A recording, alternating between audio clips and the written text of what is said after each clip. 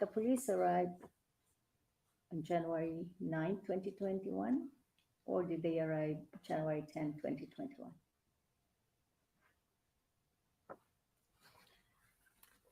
It will be the 10th because I know it's after 12 that we were there.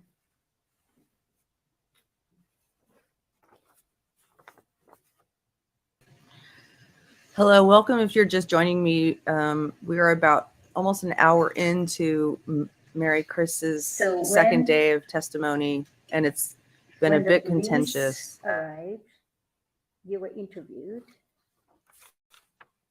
and you told the police that your sister and Larry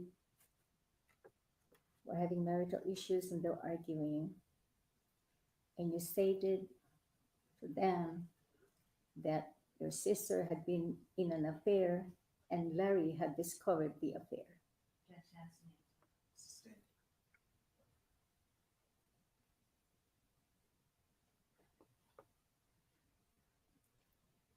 And were you aware that Larry and your sister were not sleeping in the same bedroom? No.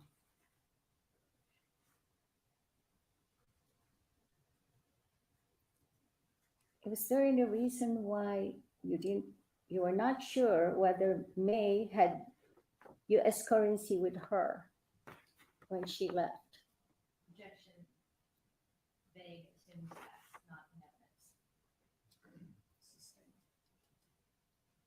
During the time that you were being interviewed by the officer, you had mentioned about you were not sure if May had US currency with her. Objection. Vague. What?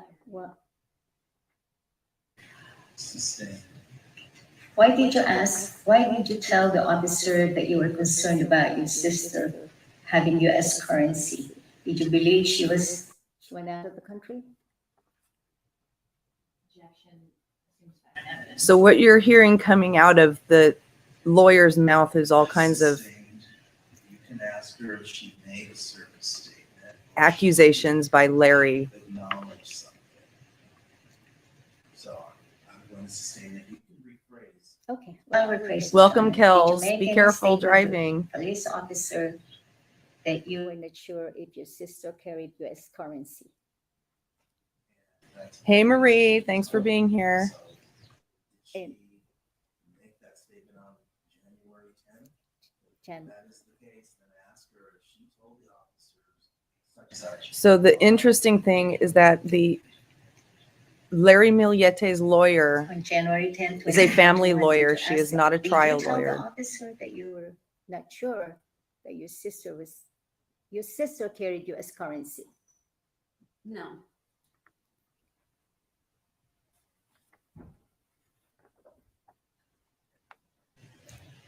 So what I'm loving are Do you the remember that you told the officer that you knew May carried her credit card? her face is so expressive. She's I been don't very remember. restrained. If you're talking about, the 10th, I don't remember telling the officer all that.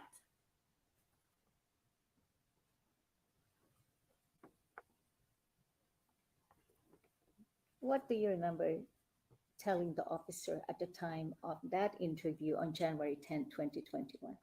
Objection. Vague. And that's the answer. Sustained. Okay.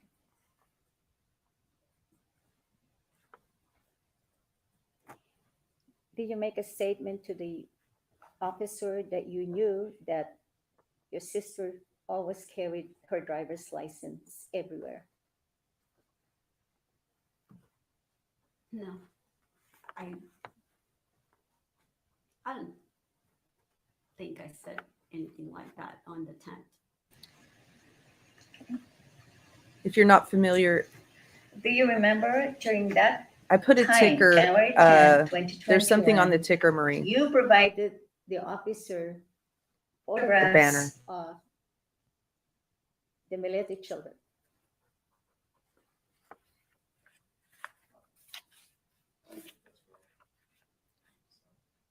sustained violence.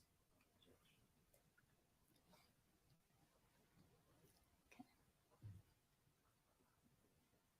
Did you ask permission for Mr. Millete to release photographs of their children at any time? Objection relevant.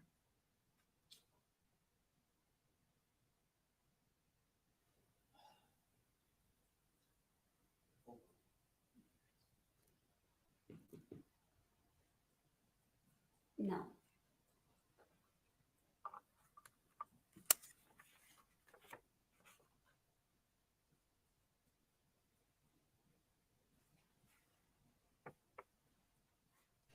Am I saying somewhere that this is day 3?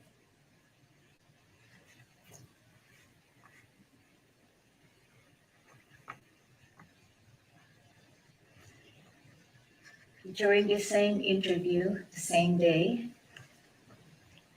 January 10, 2021, you made a statement that to an officer that May had an affair approximately 6 months ago, which was the, Well, you have asked Okay. about this question, all right. and I've sustained and asked an answer, Judge, a couple of times.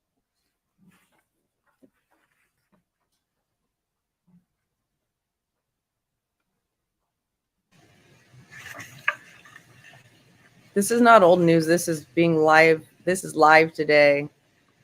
And I don't like your name, so see you later.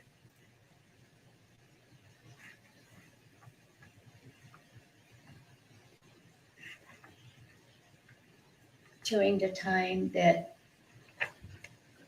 you spoke to an officer on January 11th, you told the officer that you believe that Larry may have done something to her Yes, that and was potentially responsible for her disappearance. you recall the answer. Okay. Well, I don't remember speaking to an officer on January 11 at all. now let me just move on. But on January the 9th, the officers came and they did what they were supposed to do in the house and they left, correct? Objection. The, This states the testimony. this is January On the 10th. 10th. yeah. They came and left. I'm just talking generally. On the 10th. So, ask the question correctly.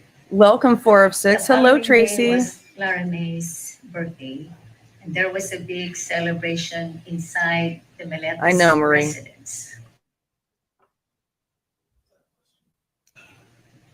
Isn't it true that your whole family brought food, drinks, cakes, candles, celebration?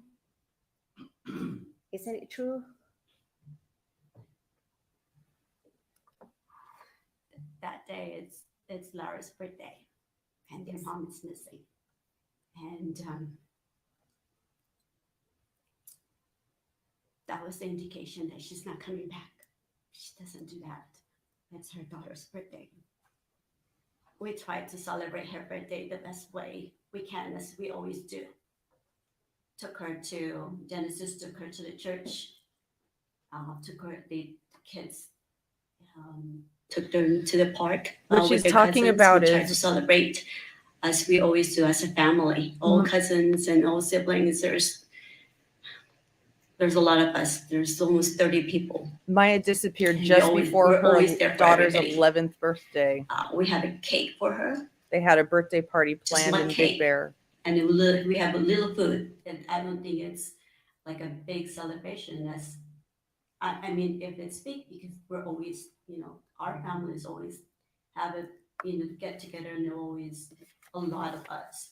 So it's not like it's a big celebration as we wanted to. I wish we had more. I wish we did more for her that day. But yes, we had a celebration for Lara's birthday. And there were about 30 people? 20 or more, probably. I mean, the entire family. And you testified earlier that Mr. Millete wasn't concerned about searching and looking for Miss Millete. Is that because you were having a celebration? That's argument. Okay, I will withdraw that question. No, I sustain my own objection. Okay. When there's a break, I'll explain more about the case.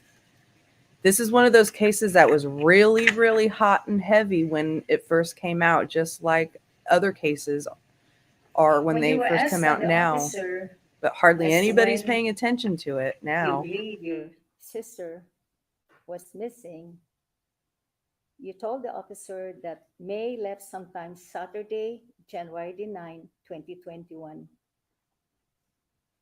Is that an accurate date? And you covered all of her statements to the police.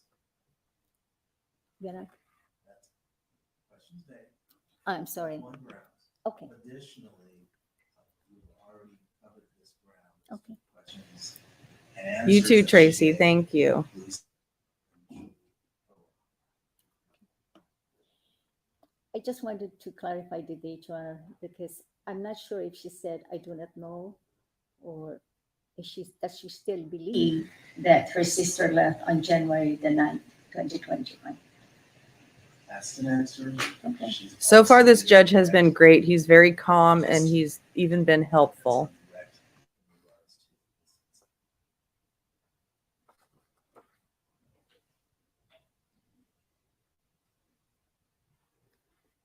And Maricris is a very restrained person. She doesn't get emotional until she does. She holds How back did her you find emotions, out but she's that very your emotional. sister May was And that's Larry there with the mask on. That is the seeking a accused. divorce and had an appointment on January the 12th, 2021 with a lawyer. Objection relevance. Lack of I haven't been able to figure out why he's wearing headphones. You made a statement to this officer informing them that your sister made an appointment with a divorce lawyer on January the 12th, 2021. How did you find out? When was this statement by her allegedly made? It's a statement you did to the police officer on January 11, 2021. objection relevance. I also believe that the Blacks Foundation, did May ever tell you that she had made the appointment?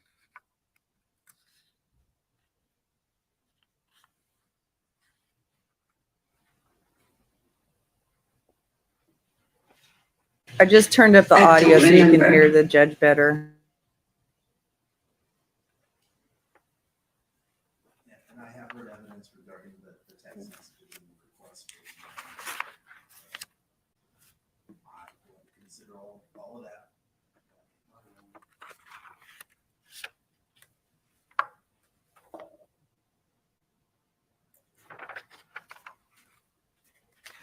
Did you know that your sister went to Mexico on January the 4th, 2021? No, Your Honor, I think the witness is looking at counsel, and waiting for signals. I don't think so. I'm looking at her. She's been on the stand for a day. And I believe she is. Thank you, Lori. I didn't know that. Responding to your questions. I believe that she is. I thought I didn't think it was a language thing because I've heard him speak. He speaks fine English.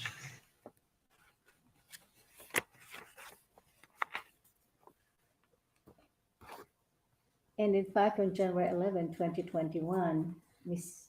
Drouaillet, you mentioned to the officer that you knew about an affair May had, and you identified the person she was having an affair. You remember that? no, I don't. Here's the thing, even if she was And having an your family affair, members called that person that same night. Do you recall that? she wouldn't leave her children. So throughout this cross-examination, they've been trying to paint Maya as a drunk floozy, basically. I'll withdraw that, yeah.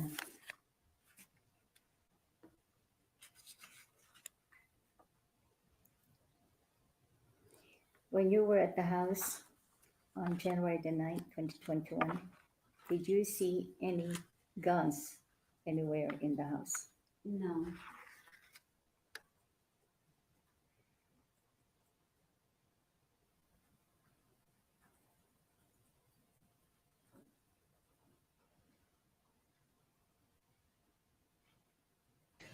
Maricris was the sister, the person who was the most high profile in finding her sister. She organized searches, press. She organized searches every weekend in 2021 and through almost to the end of till October of Is it 2022. true that They did you searches. don't really know what Mr. Millete did to look for your sister? no, I don't. Larry never went on the searches with the search parties.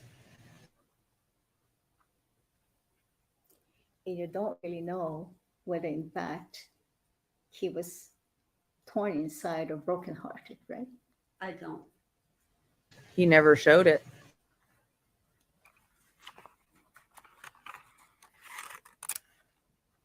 This case has always been very special to me.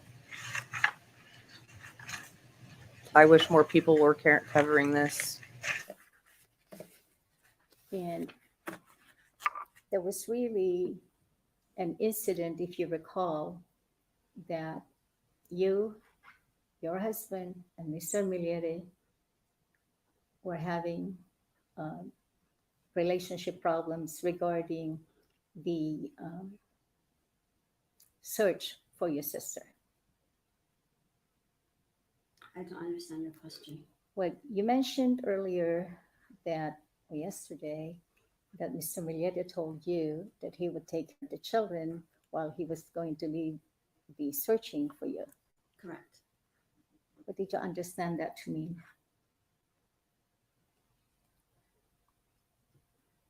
Well, that I was gonna just that I was gonna lead the search and take care of, looking for my sister, and while he takes care of kids, because the kids doesn't have anybody. They only have him at that time.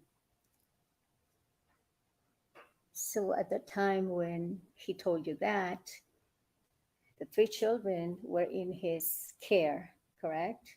Yes, And he had 3 kids and they had to be in school. He picked up and dropped off, correct?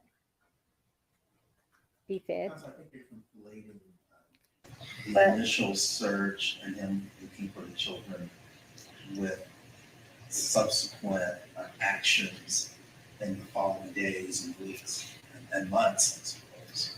So you can rephrase your question. I just wanted to show Your Honor that Mr. Milliete's predicament during those days. Ask the question. Okay, so you were also aware that Mr. Milliete's parents arrived and his father just had a heart attack or a stroke. Objection based time. Sustain and What? relevance.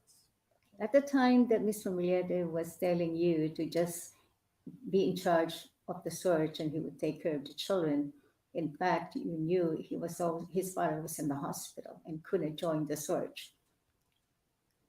no, that's not true. Was his father in the hospital?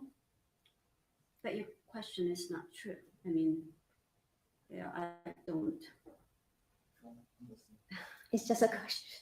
So the first day that we were searching, maybe on the 11 or the 12, I don't know exactly when, we said, take care of the kids, because his parents are not home. So we contacted them in Texas for them to come back, to help take care of the kids. So we could, they could help out with the kids, and hopefully we were hoping, Larry would be able to help us then search for a sister, but he never did. So your question about his dad being at the hospital and us searching, at that time we didn't really have that good communication with Larry then. So your question wasn't like really, I don't know, it doesn't make sense. On January 11, 2021, isn't it true that you and your husband went on television in, That's not true. okay, when did you go on television? I don't remember. How about Mr. Drouaillet? Yes, you did. What date was that? Thanks for being here, Sinbad. Isn't it true that shortly after you reported your sister missing, Mr. Drouaillet, a day or two, went on television to make allegations that Mr. Millete was responsible for your sister's disappearance? He didn't make allegations. That's not true. Okay. And isn't it true that that caused Mr. Millete to be upset and he didn't want to talk to your husband? Well, that's true, yes.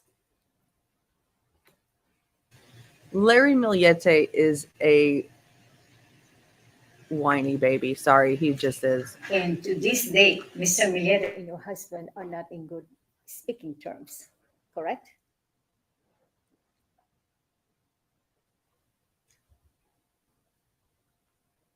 Objection irrelevant. There is an objection. Well, I'll- as I I'll said, allow it. You can answer. as I said, we haven't spoken to him since maybe late January or February. So I don't know like good speaking terms with just not just my husband, but the entire family.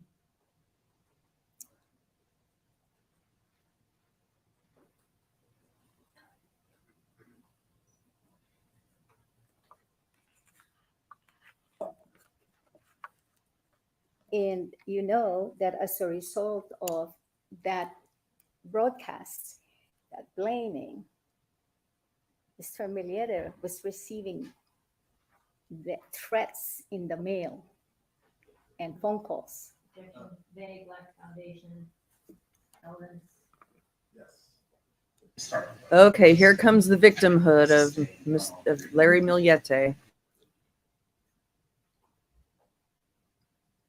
Because of the relationship between you and Mr. Millete, your husband and Mr. Millete, the relationship was strained. Would you describe it as strained or completely destroyed?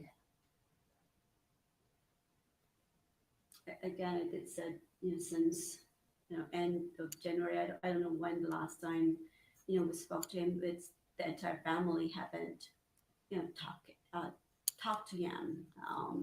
When he was able to get into my sister's account through Facebook, and that's when it started the not having a good relationship with him and the entire family. And because of the degeneration of that relationship, you didn't really know what he was doing in looking for your sister, searching for her. You have no information about that. No, I don't.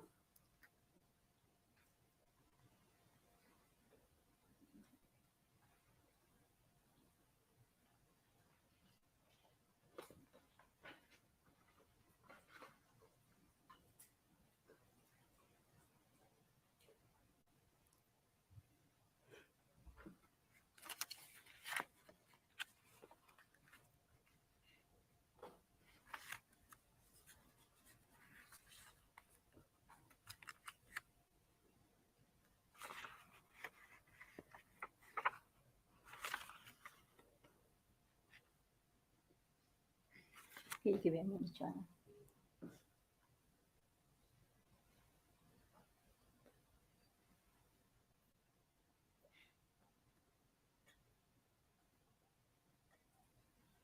Interesting. Is that the end of? Was she thanking her? Because that was the end of the cross-examination. Thanking the judge because it's the end of cross-examination, or? Excuse me, Anna. Because there seems to be more to go. Do you recall the last time you communicated with Mr. Millete? Yeah, okay.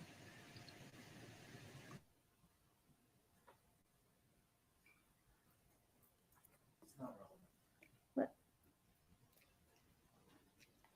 She's already testified as to the breakdown in communications and attention.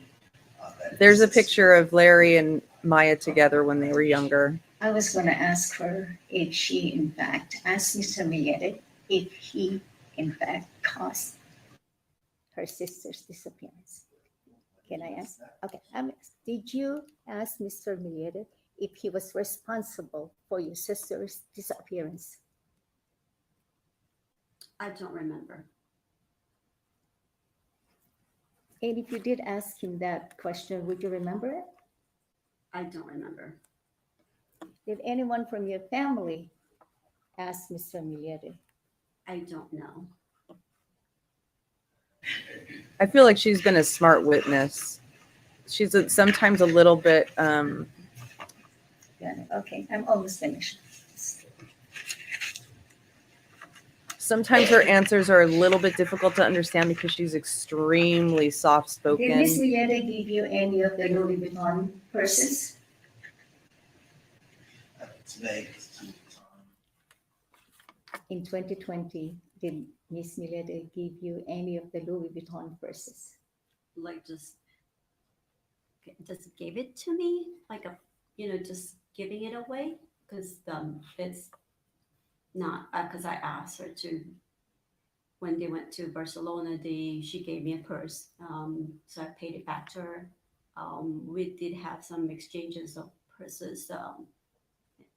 I gave her also another purse, but we kind of just buy it from each other. So I would buy some stuff.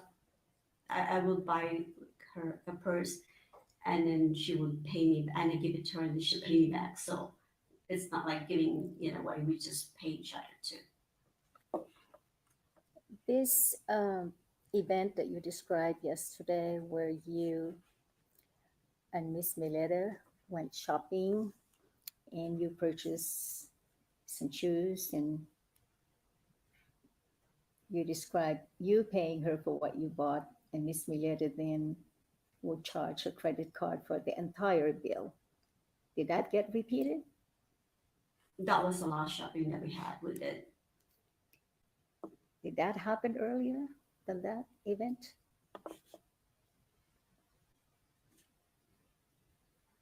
Not that big purchase. I don't remember. I wouldn't say I don't remember.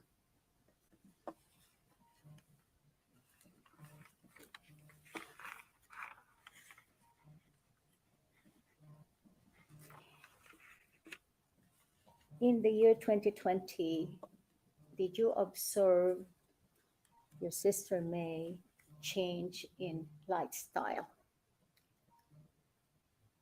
Here comes more of the victim blaming, lifestyle shaming.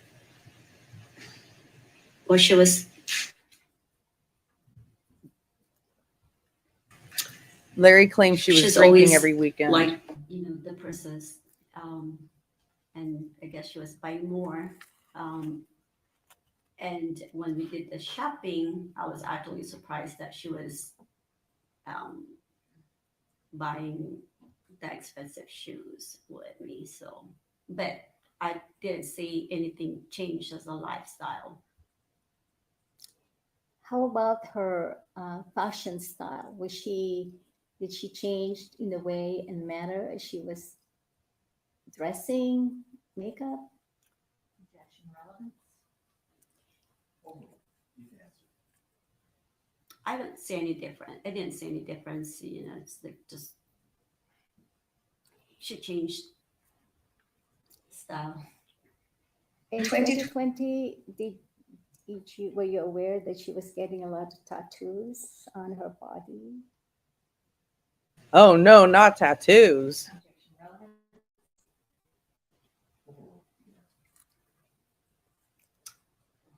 I didn't know she's getting tattoos. I just saw them.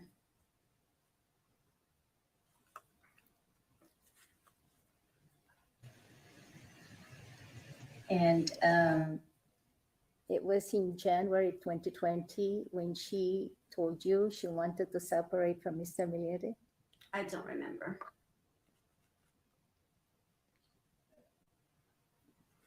I believe it was in 2021. Oh, 2021, yes. Yeah. The answer is she doesn't. Oh, well, if she's talking about, well, she did say 2020, so I don't remember the 2020. But if she's talking about 2021, when we talked in the trailer, then I do remember telling us that she wanted to divorce. The lawyer keeps getting dates And, wrong. I was just trying to get a distinction between, in fact, separation versus divorce. If Miss Millete ever mentioned to you that she was separated from Mr. Millete. That's been asked. Okay, well, let me ask her this question then. Did you observe Miss Millete remove her wedding ring in 2020?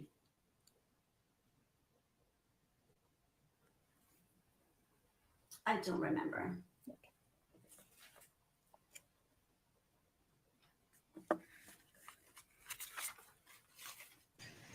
She is still missing, y'all.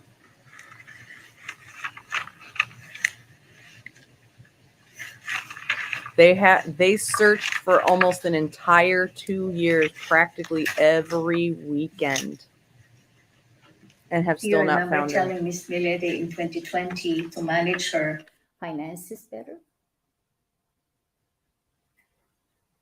Not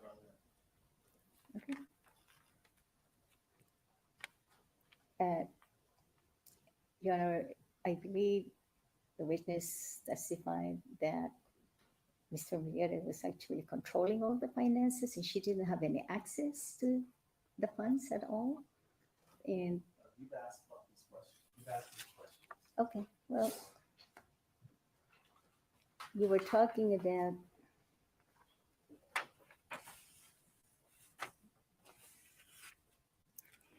okay, well, let me. I'm not sure, Sinbad. I'm not sure why he has a family lawyer. I think they've just had this family lawyer for a while. Isn't it true that your sister May lost a lot of weight in January or February 2020? She got skinny areas. How much did she? I don't know. So that it's probable that she could no longer fit in those clothes that were in the closet. Objection, vague, that foundation. Time. You can answer. Did she lose so much weight that she might have had to replace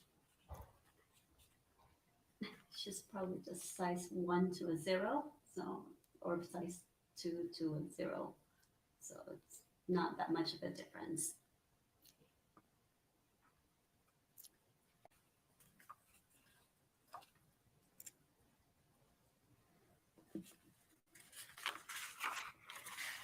Did she tell you she was trying to lose weight? No. Okay, great.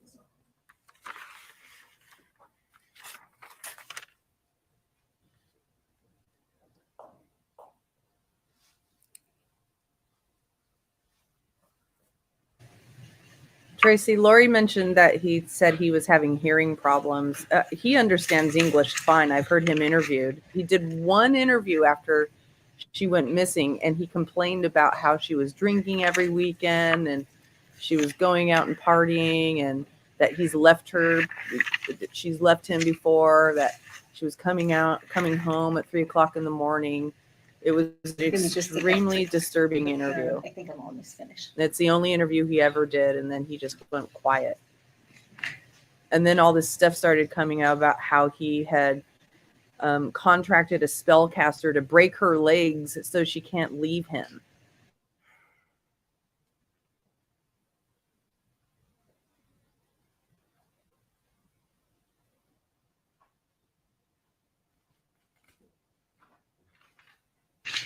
You think you have to think about this case in like blocks of years. So Maya went missing at the very beginning of January 2021.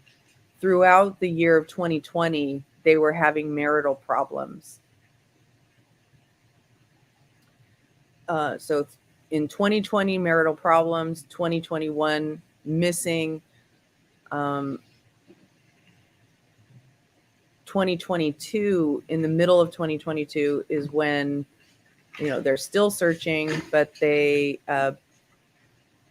get enough probable cause to charge Larry, and they arrest You him. mentioned about your sister hiking, and in fact, she hiked alone.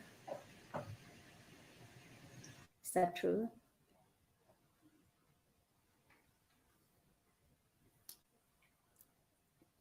I don't know if she does hike alone, possibly, but I know she was with Hiking Mama, the group Hiking Mama that she's been going with. So if she does hike alone, I don't know.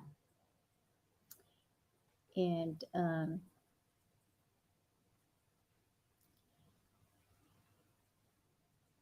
you were aware that she did have some close friends that she was going out with quite a bit in 2020 and drinking and all of that. Objection, lack of foundation. That's an answer. Yeah, Kels, that was the day Were that you she went aware missing. that she had a dating app? I don't know. That's all I have here. A certain point, but do you have a redirect or maybe I do. I have probably less than 10 questions.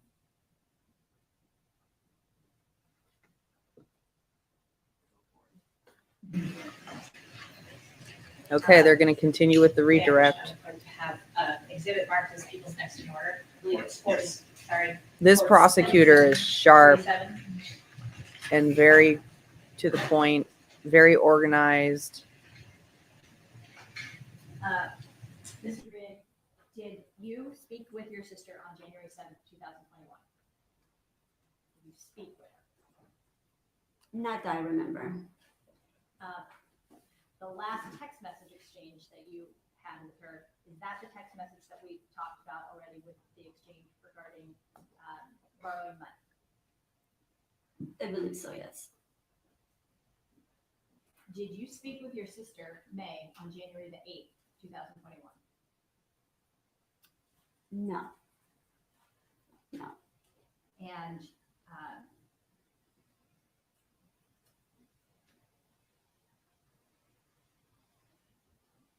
I want to clarify, this came up on,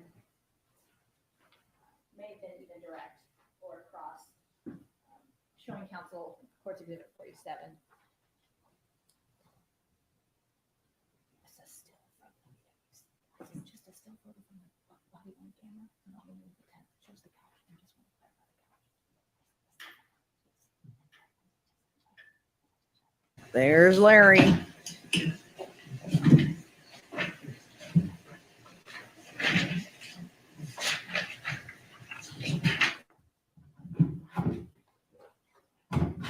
Yeah, coach. Showing you courts exhibit 47.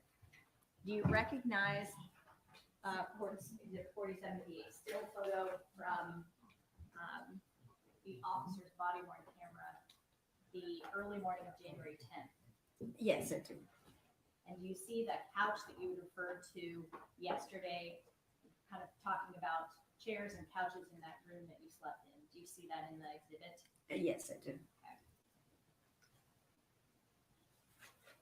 And projecting upon the screen, courts exhibit 47, is that the same photograph that's in front of you? Yes. And so do you see in courts exhibit 47, which has a timestamp of January 10, 2021 at 00:47 hours, the couch that you were referring to yesterday where you and your husband tried to sleep the evening of January 9th? That's correct. Can you point it out to us? Oh. Or describe it? The couch, the little couch, the beige, they can be a recliner, so in the middle of the picture. So they're kind of two recliners. If they that take look a break after this, I'll um, explain the would there be a case. console in between? And then Yeah, so either, I believe you can even I know I stayed in the bigger couch on the right side, and I know my husband probably had stayed the one that's on the left side, the single couch on the left side. And then there's a couple of, it looks like sheets that are laid on top of something. Do you know what those are? It was like a place where the kids come wanted to. I think they could go under. It was like almost like a tent or like a camping or a tent that they played with. So What were the sheets laid on top of? I don't remember exactly what they're. But those weren't beds. I don't think so. Lori, I'll try. I wasn't planning to, but I might. Showing you 2-44, which has already been described as the side of the house. Do you recognize the motorcycle in that photograph? Yes, I do. And whose motorcycle was that? That was my sister's. That's the motorcycle we were talking about yesterday. Correct.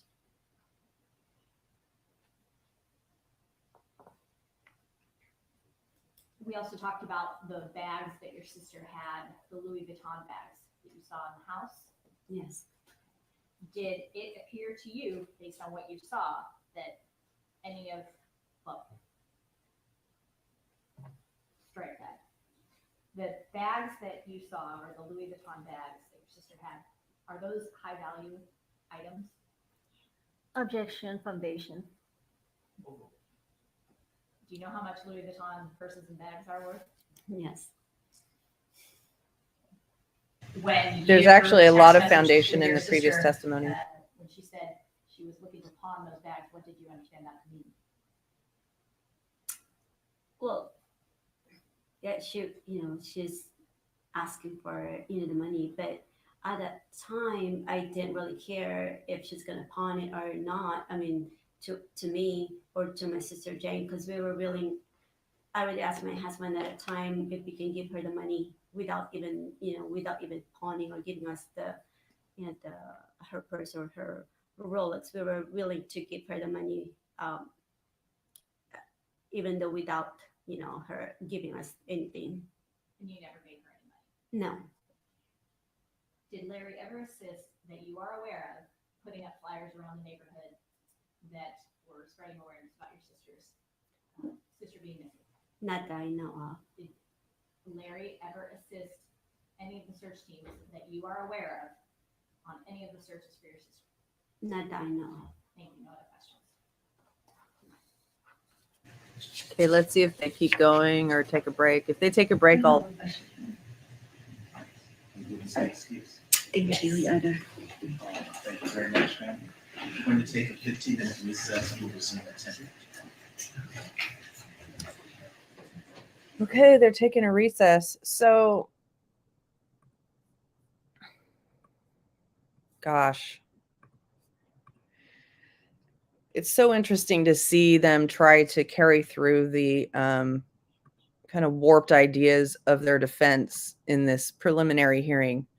But for those of you who might not be familiar with this case, Maya Millete is from Chula Vista, California. It's like Chula Vista is right on the border between California and Mexico. And Maya and her husband both have 3 children, young children. The oldest was about to turn 11, and they had been planning a birthday party for the one that was about to turn, I forget if she was about to turn 11 or 12, sorry. But they were planning a birthday party for her, but also Maya had on the 7th of January 2021 had a appointment with or she had done an intake with a divorce lawyer. And in testimony a couple days ago, the person who did the intake form from the lawyer's office testified and said that she felt bad because she sent the intake form to Maya after that conversation, and she feels somewhat responsible because she feels that Larry probably discovered that intake form, and that's what led to where we are now.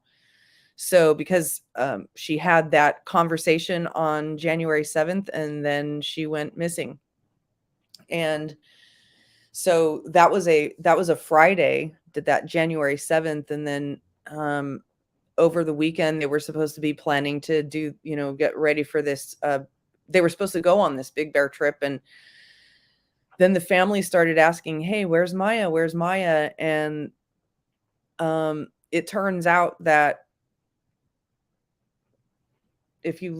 looking back on what actually happened in terms of Larry's activity, the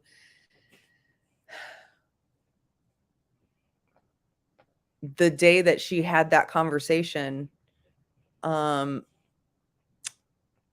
the wee hours of the morning the next day, you see there is footage of his car backing into the driveway, a la Chris Watts, and then leaving. And also, before that, there is footage of his family members pulling up very early in the morning to the house and kind of running in, and then again Larry leaving, and he leaves the house for 12 hours, and he left so remember, they have 3 children. He left his 2 older daughters there, and then he left his third, and then he brought their young son, who was 4 years old at the time, with him. So he left his 2 daughters alone in the house for 12 hours. And now when he's questioned about where he was, he says, oh, I took my son to the beach. Oh, where'd you take him? I took him to Torrey Pines. So the search for Maya has been, around this grid area that spans a very, it's a very expansive land area, because he, had so much time. And he says he went to the beach, but he also, when he's asked about where she might be, he says, oh, well, she went hiking, she went here, she's always going out with people, she could be here, she could be there. So they started searching at the park and nearby their house, because he insisted that she was going hiking all the time. And when the family members, hello Lola, thank you, you're welcome. Thank you, you're welcome. When the family members got engaged and started, calling the police and reporting her missing, and starting to put together search parties, Larry was totally nonchalant, and he kept saying, she's just left me. She's just gone off. She's left me and the children. I'm the victim. I'm the victim. And he started painting her as basically a drunken floozy. He was accusing her throughout the year of 2020. He was accusing her of having an affair with her coworker. He was stalking her. He was following her around. He was controlling the finances. He was looking at all of her communications. And when she, by the time she decided to go ahead and get a divorce, she didn't have any access to the bank accounts to be able to, put together a retainer. So she asked her family members, hey, can I pawn my my Louis Vuittons and my Rolexes to you so I could get $10,000 to retain this attorney? And Maricris, who was just on stand there, was basically saying, hey, I'll give you the money. You don't need to I don't need the purses. So, um,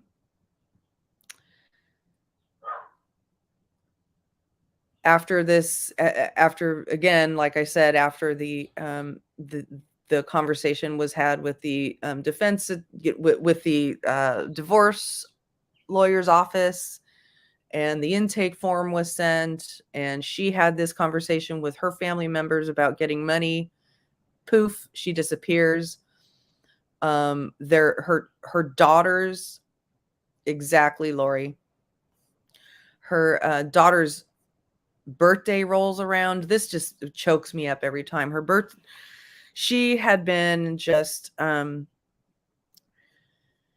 excitedly planning her daughter's birthday. And apparently Larry's birthday is the day before the daughter's birthday. So it's always a big celebration, and they were planning to go to Big Bear, and the intake person for the lawyer's office testified that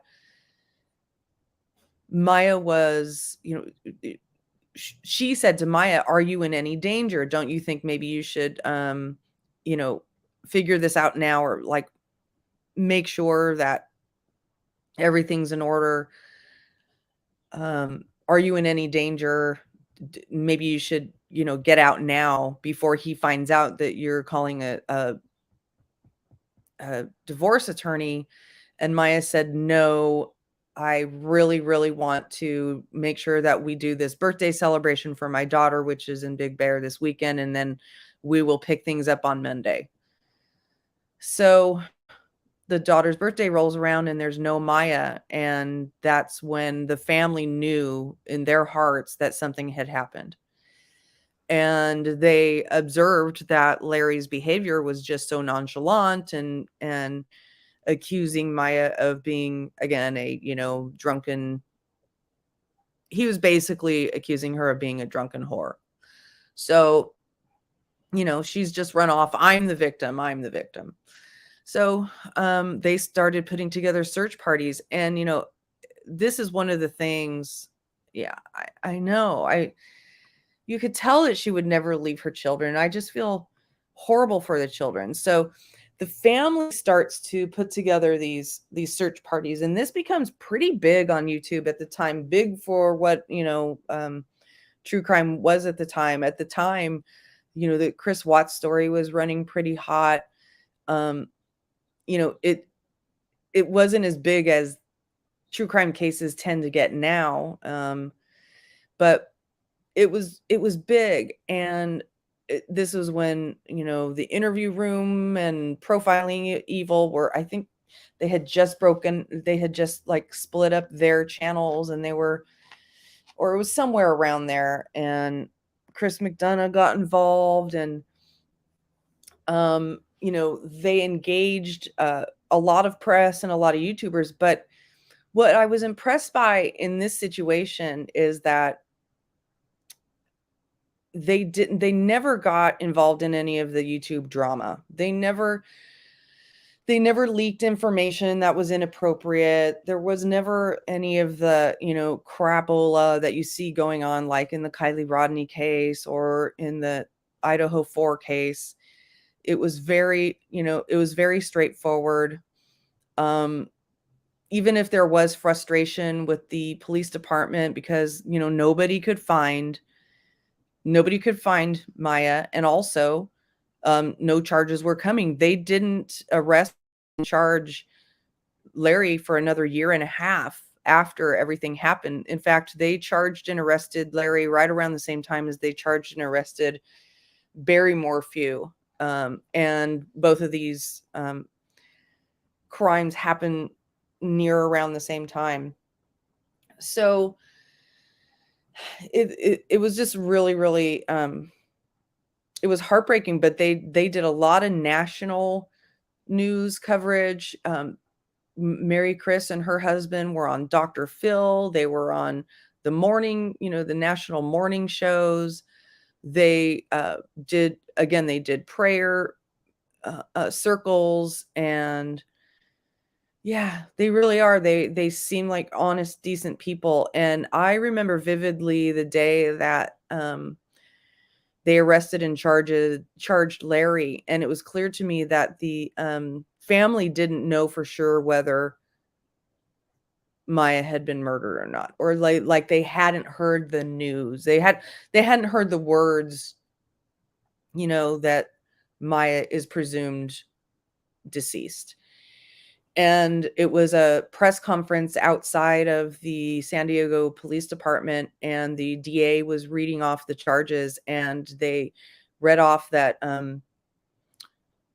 they were charging him with the murder of Maya Millete, and Maricris just broke down.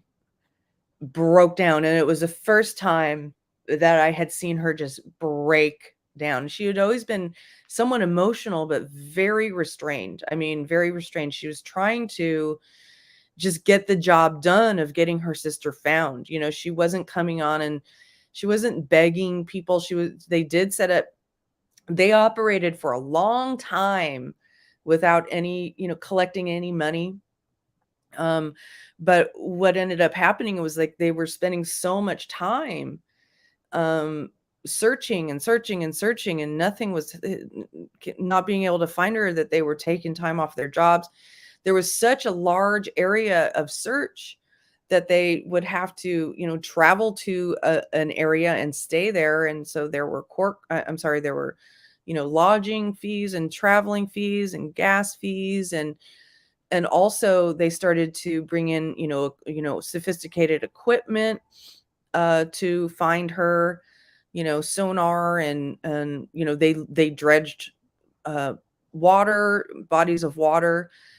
And all this time, Larry's just, saying, "Oh, well, I'm just taking care of my kids and my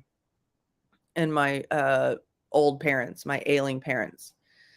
So, they finally set up a GoFundMe, and they were able to collect, I don't even remember how much money they were able to collect, but it took a long time for them to even do that. And it really appeared that they also, I believe, set up a foundation, the Maya Millete, it's called the I Am Maya Millete Foundation.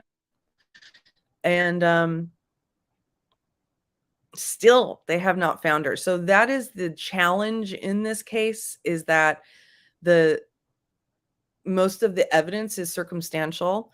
So just to give you some of the details of what they found in the house, and what's some of the things that have come out since the time that, in the investigation and in the search warrants.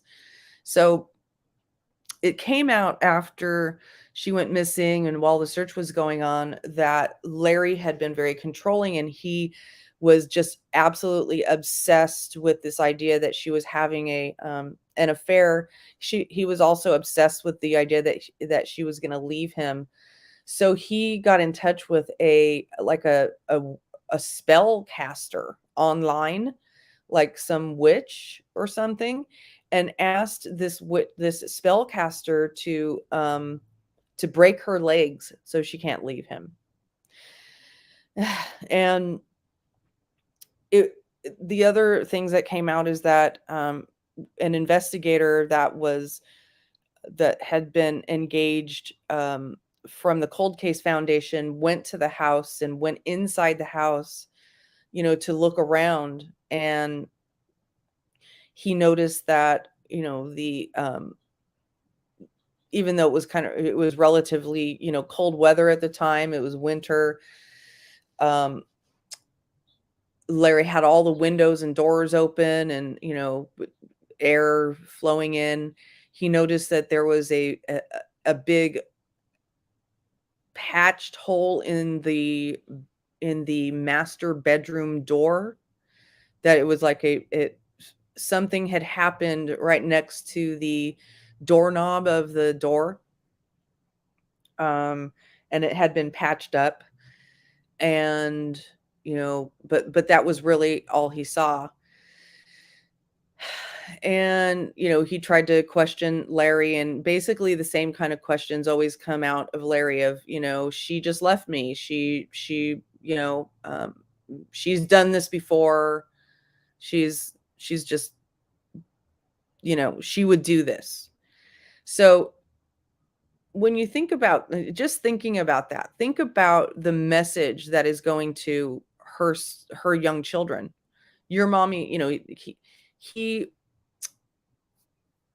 just, talking about the children for a minute, in the beginning, we found out that he had taken one of his children on this trip basically to do what he was doing. So if you think about it, if he was disposing of her body, this 4-year-old boy was with the father while he was dispensing with whatever he had to dispense with, whatever he was doing.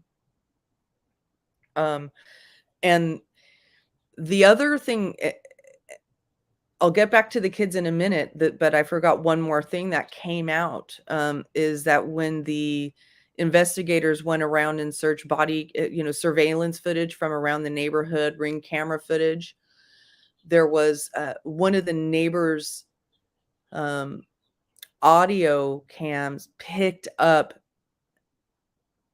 it's either 8 or 9 gunshots ringing out in the neighborhood, right on, the exact same date and time that Maya went missing.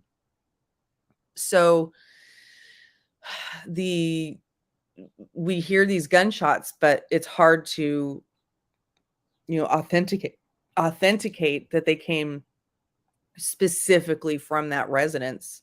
But the residence, you can actually see the residence from where this camera points in a direction where you can see the Millete residence.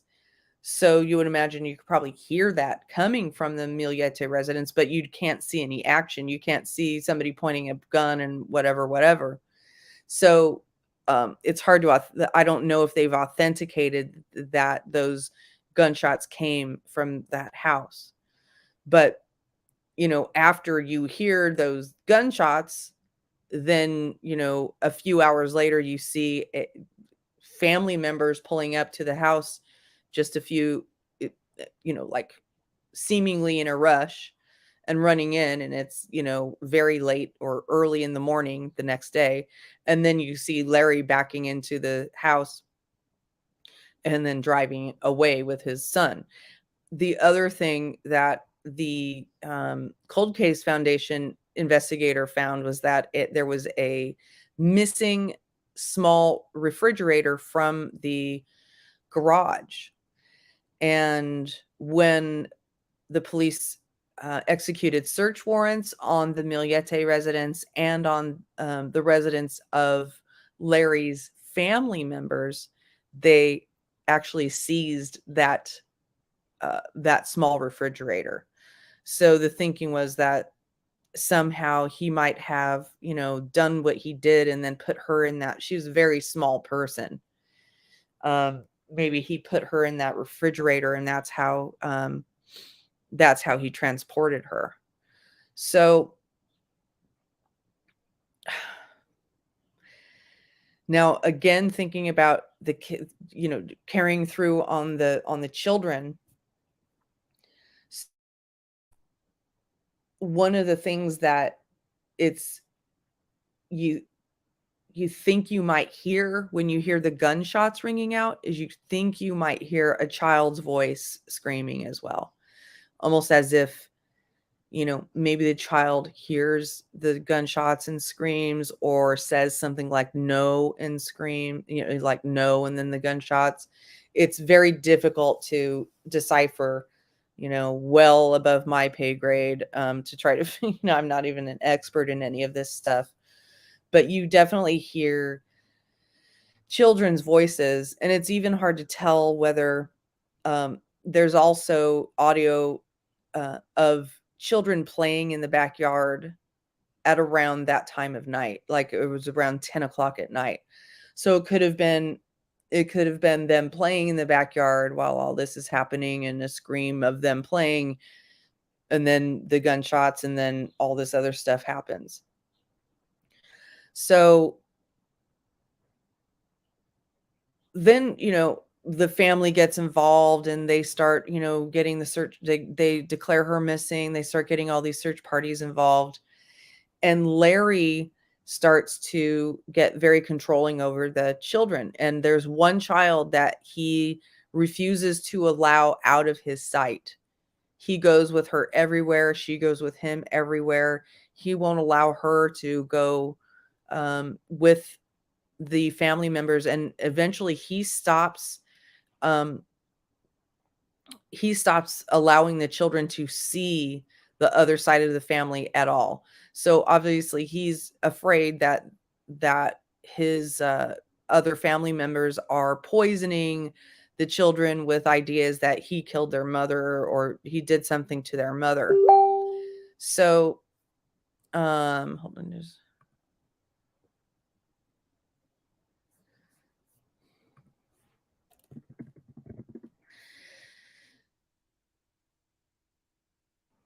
so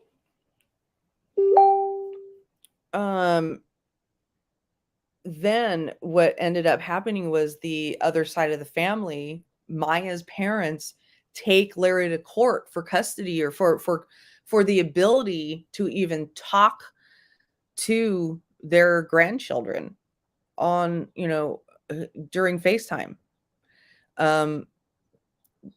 They want, what they're hoping is they're just trying to make sure that they're okay, that the children are okay. I mean, if you think about it, Maya's side of the family is worried. Hey, Shift. Maya's side of the family is worried about these children because they think the worst about what Larry may have done to them or to Maya. But, he has control of the children as their father, and he's not he wasn't allowing them to see. So the court did order that that Maya's side of the family does have the right to have, I think it's weekly FaceTime contact. There may have been some physical visitation as well, but it's, what you can see there is that this guy was clearly trying to control the, access, every part of the situation. Another thing that came out around the time of the investigation is a picture of their 4-year-old son standing on top of a dining room table that was just filled. All around him, all arrayed out around him are just guns, like high-powered rifles, smaller guns, bigger guns, a complete arsenal of guns. And now, there's nothing wrong with guns, right? I mean, people have guns. It's our Second Amendment right. And Larry was also in the military. But it was an alarming picture to see this 4-year-old child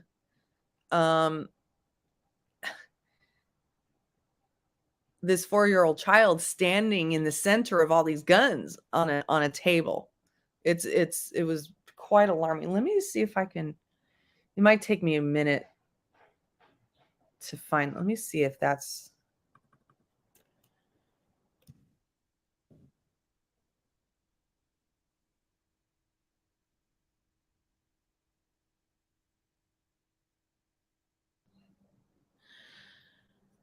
yeah, I'm seeing there's a picture of the gun, all these guns. Let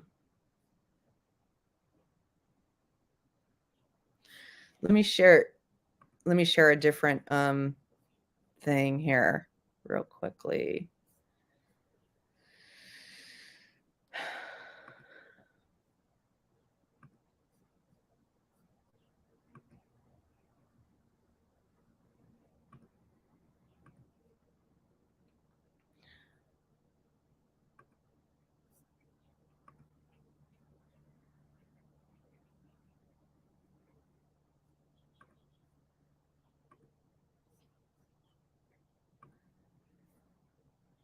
Let me see if can you guys see that?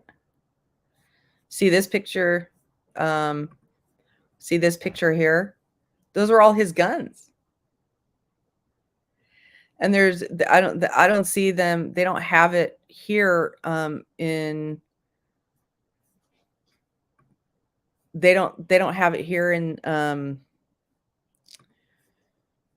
Google Images, but there is a picture of his 4-year-old child standing in the middle of all those guns, which is, quite alarming. Now, I wonder if any of you knew that Maya was a incredibly talented musician, which is why I think she had these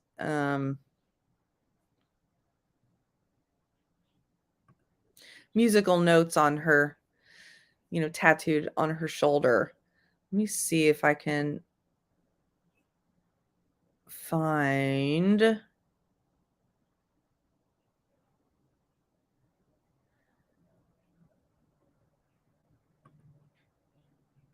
One moment, please.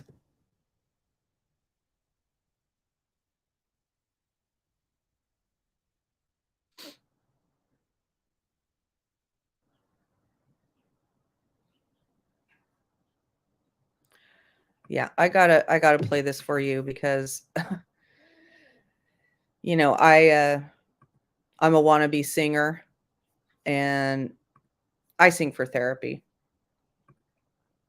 But this girl actually knows how to play and sing, play an instrument and sing, and she's actually quite good at it. I shouldn't say girl, I mean woman. Hold on just a sec.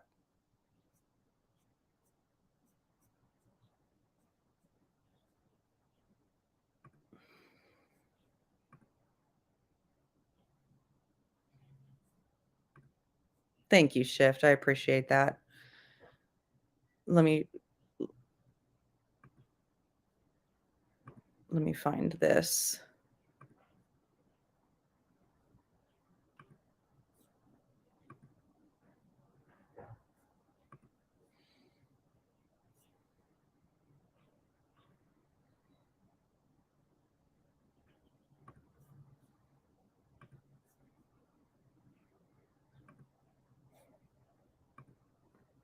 All right.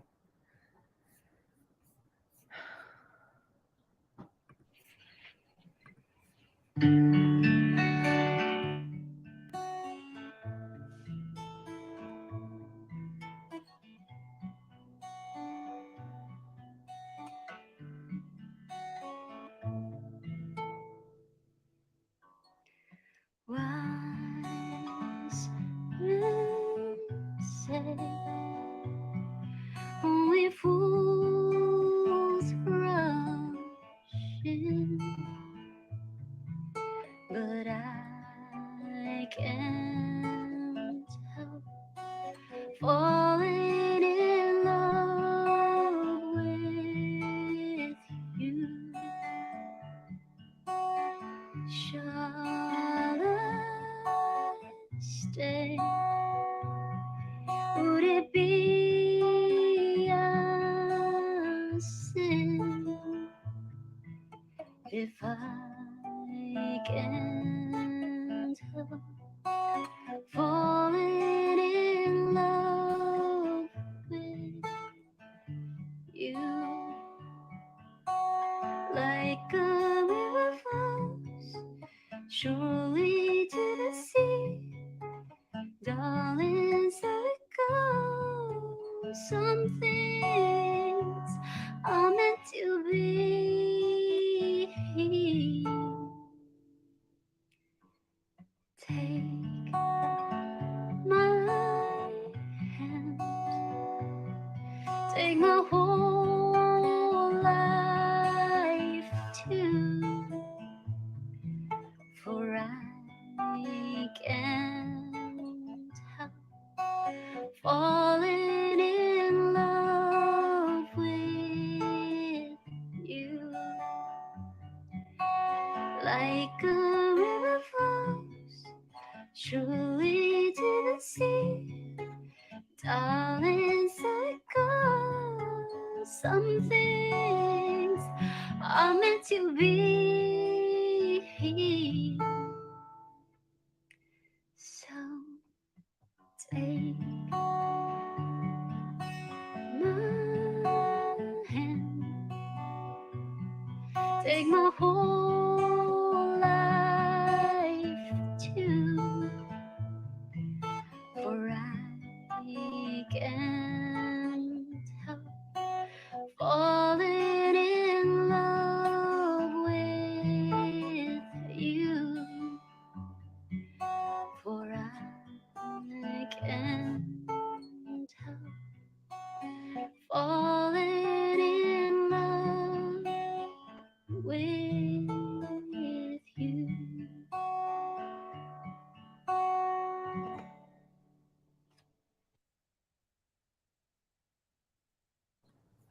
goodness.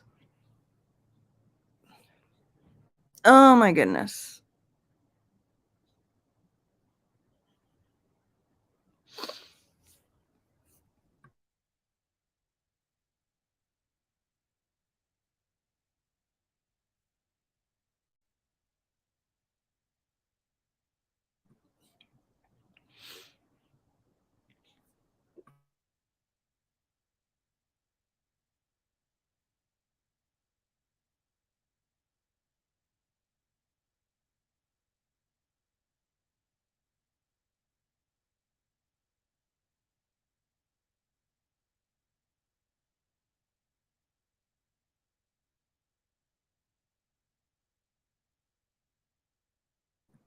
Thank you, you all.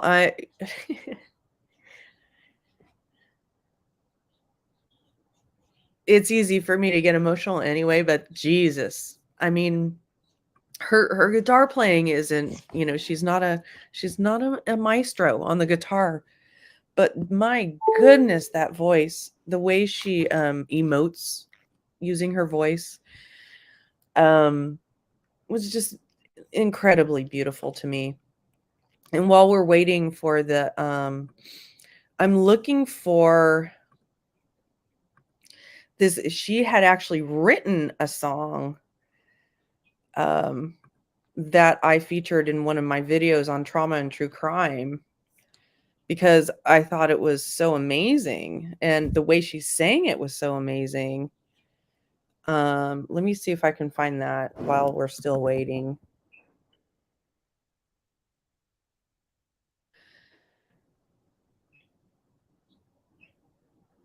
Uh,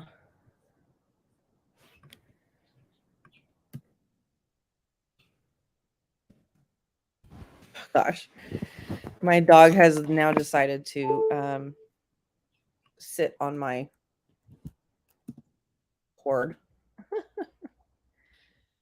Let's see, is this the one? Gosh darn it.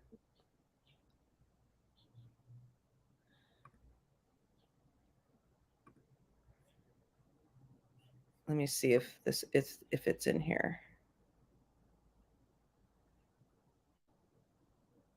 No, that's not it.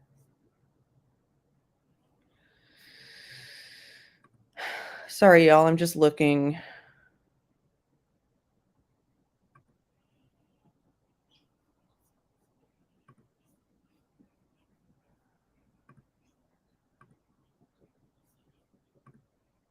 Is this it? Is this it? Is this it?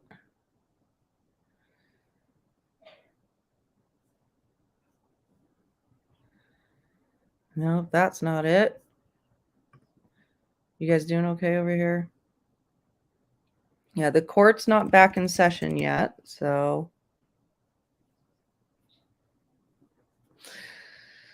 where I know I put this on one of my videos on trauma and true crime. Is this it? Oh yeah, this one might be it.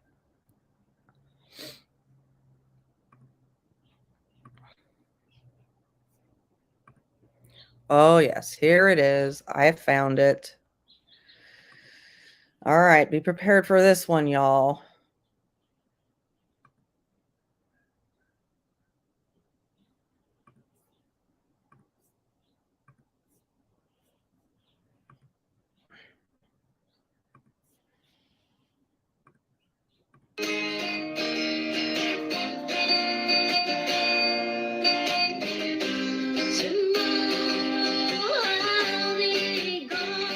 She wrote this.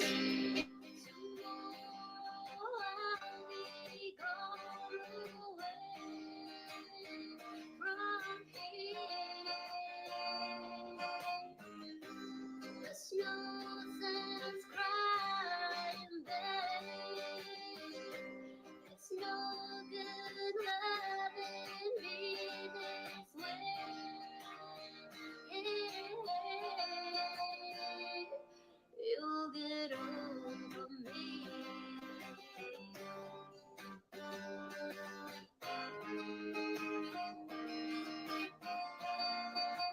Listen to the lyrics, y'all. You'll get over me. This is in 2009.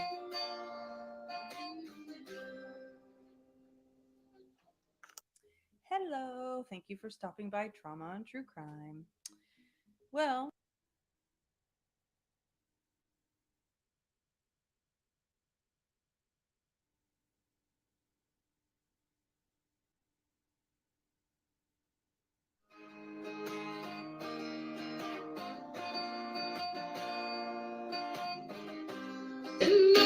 listen to the words.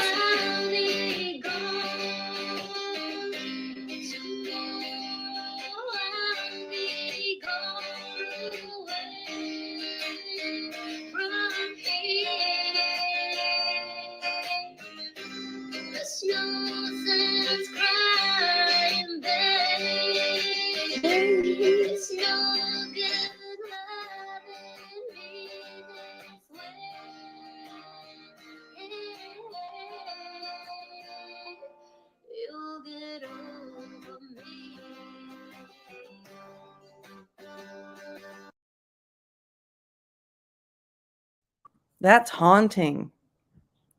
It's no good loving me this way. You'll get over me. And her voice is absolutely haunting. I was blown away when I discovered that stuff. Just blown away. I mean, I was just looking for this again on Facebook and YouTube, and I couldn't find this one.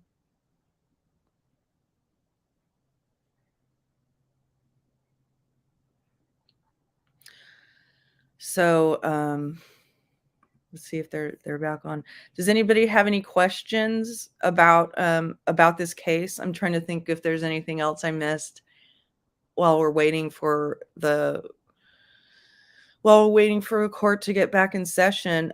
For anybody who's just joining us, what happened, what we were watching earlier is the testimony of Maricris Drouaillet.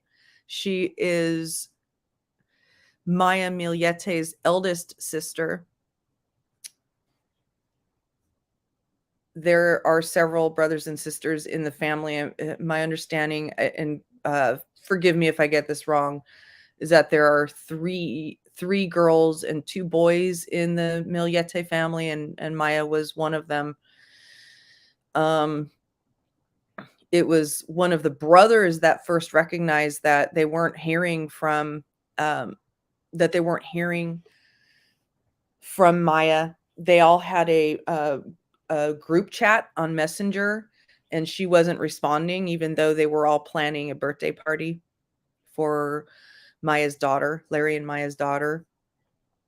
And get back over to the feed just to make sure that we don't miss it when it comes back on. Hold on just a sec. Yeah. Okay. I'm going to put the missing. Sorry, I'm just getting things back organized in case they start up again.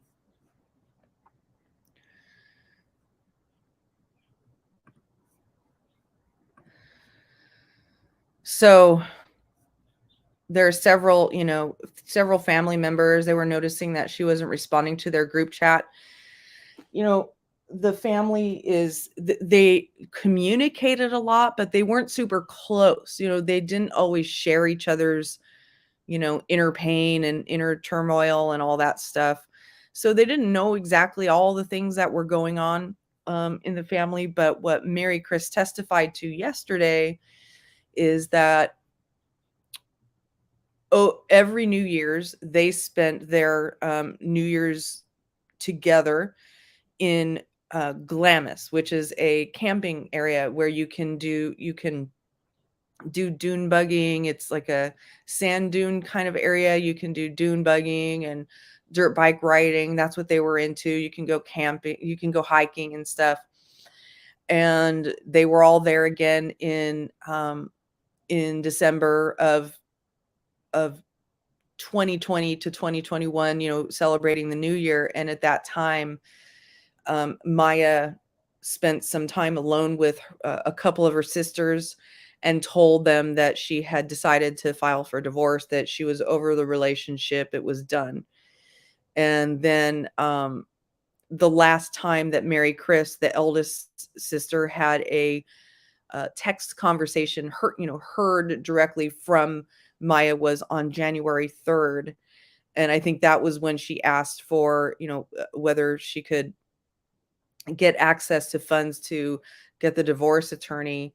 And then it was on the 7th when Maya had the conversation with the intake person at the attorney's office. She was sent the intake form, and then poof, she went missing. And like I said, it came out that all the year before, Larry had been stalking her. He had been accusing her of infidelity. Also, we don't know whether he was violent, but another thing that was new that came out in the testimony in the last couple of days from Maricris is that there was an incident when they all went skiing at Mountain High a few years ago. It sounds like it was something like, I don't know, 10 years ago. I don't know. But it was several years ago when they all went to Mountain High skiing, and several of them were in the car, but Larry was driving, and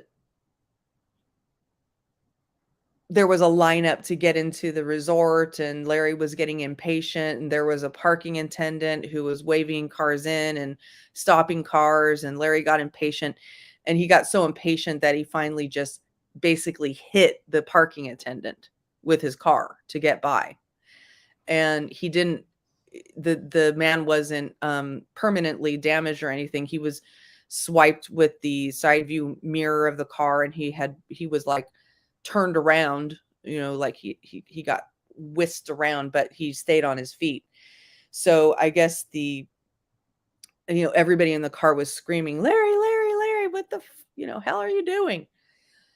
And they got pulled inside to talk about it from the management there, but they determined, I guess he didn't get charged with it. No charges were pressed or anything.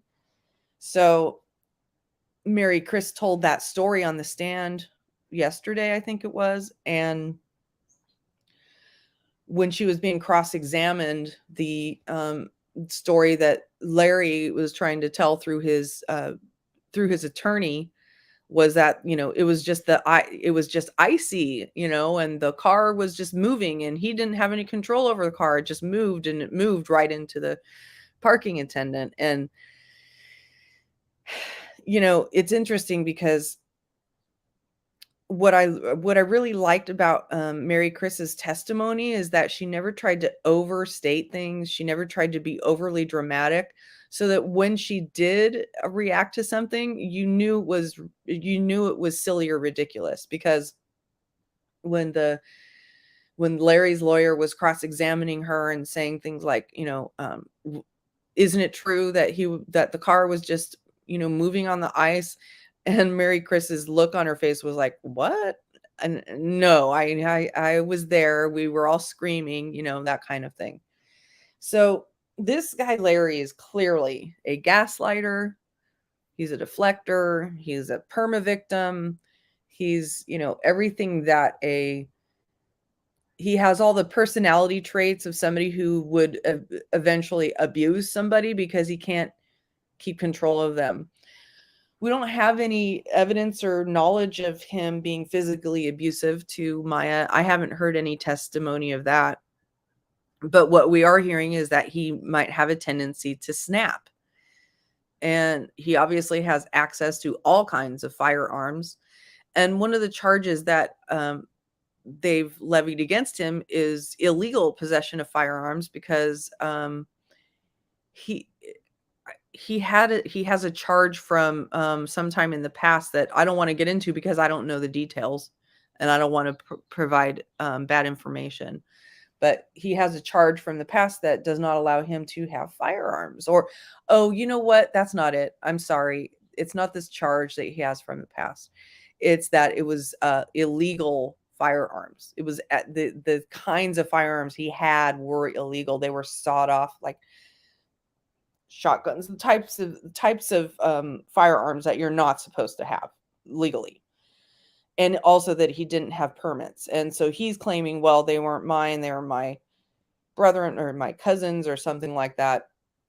So he's saying that he just was holding them for his family member, and that's why he didn't have the permits. So I'm not quite as interested in those charges and delving into them and, you know, trying to figure out if they're right or wrong as I am about this missing mother. I do think that the prosecution has somewhat of an uphill battle in this case because they simply do not have a body. They just don't. They don't have Maya. They did, and there is very little forensic evidence. They have there's a lot of circumstantial evidence. You know, they have they have Larry's past behavior. They have him hiring a spellcaster to break her legs so she can't leave. They, you know, have all this controlling behavior of the finances. They have him stalking her, things like that. But that's all circumstantial. Now, there was some mention of investigators finding blood in the master bathroom.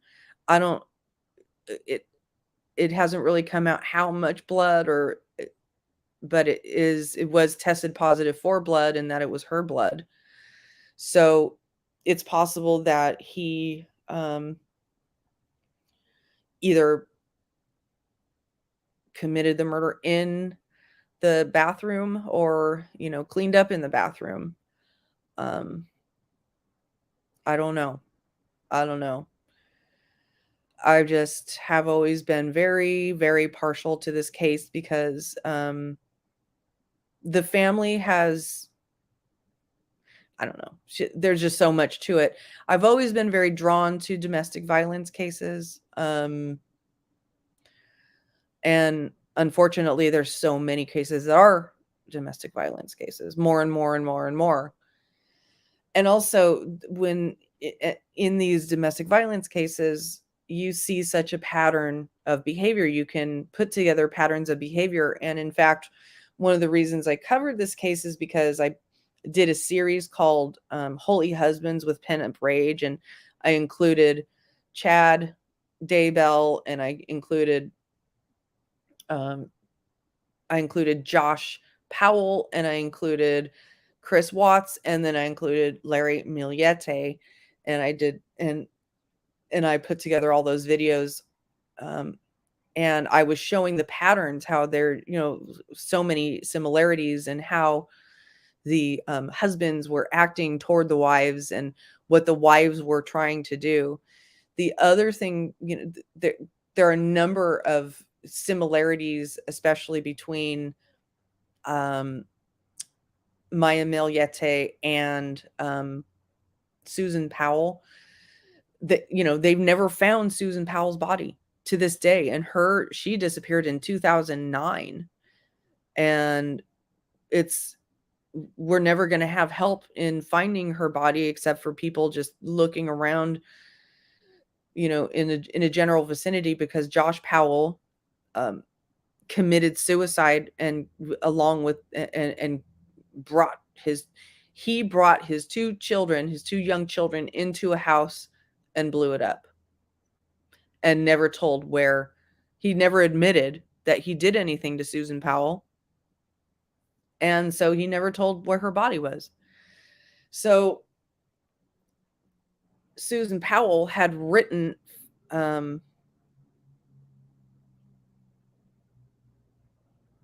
I did.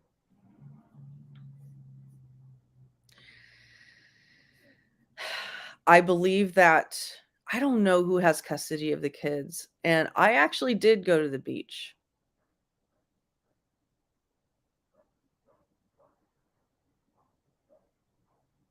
I did go. I actually made the drive.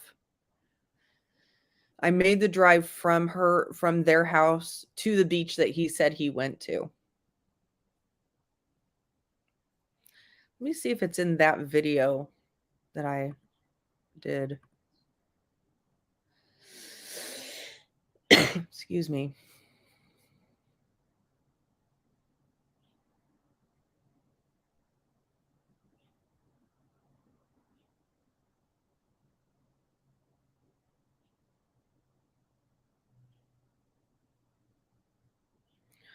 Oh boy, here's more music.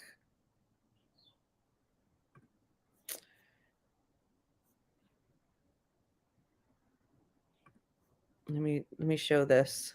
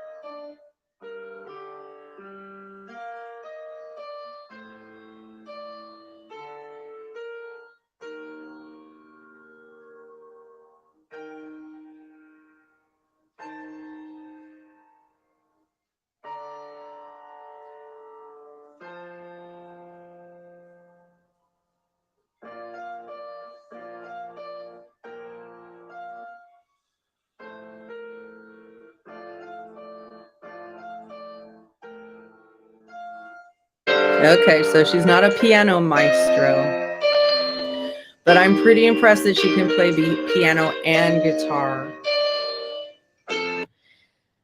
Here, let me show you. I'm going to play this video for you because it gives details. Circumstances. Her husband, the last person who saw her, gives a cringe-worthy press interview. In the interview, the husband reveals that the night before she went missing, he and his wife had an argument. We soon learned I'm talking about the patterns. On the verge of divorce. Home security footage comes out showing that the husband backed his car into his garage in the wee hours of the morning, and that the woman never left the residence after being seen on camera going inside the night before she went missing. This woman is still missing.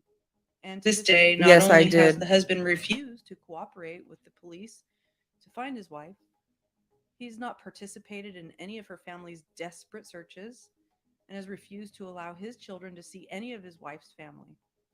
In addition, his family has refused to join any searches, saying that they believe she's just run off with another man. Sound familiar? Welcome to part 3 of my multi-part series on holy husbands with pent-up rage. Part 3 is related to a very active and very concerning case out of Southern California, Chula Vista to be precise. I've followed this case since she was reported missing, and I did a video comparing her husband's press interview with the famous Chris Watts porch interview, and I'll link that in the description below if you want to check that out. In just the last few days, some very, very disturbing information has come out via the press that opens the window into what this missing woman's life was like in the year before she went missing. And part of these revelations show that her husband very much fits the description of a holy husband with pent-up rage. Hence, I have included him in this series. Truth is, I would have done a video about this case right now, regardless of whether Larry Millete qualified as a holy husband or not, because these revelations make me beyond concerned about his children. If you watch part 2 in this series, the one about Josh Powell, you'll remember that how the story ended. The man and his children. I just dropped off the children and he wouldn't let me in the door. Oh, there's 2 little boys. Larry Millete's behavior ahead of his wife's disappearance is shockingly similar to Josh Powell's. The reason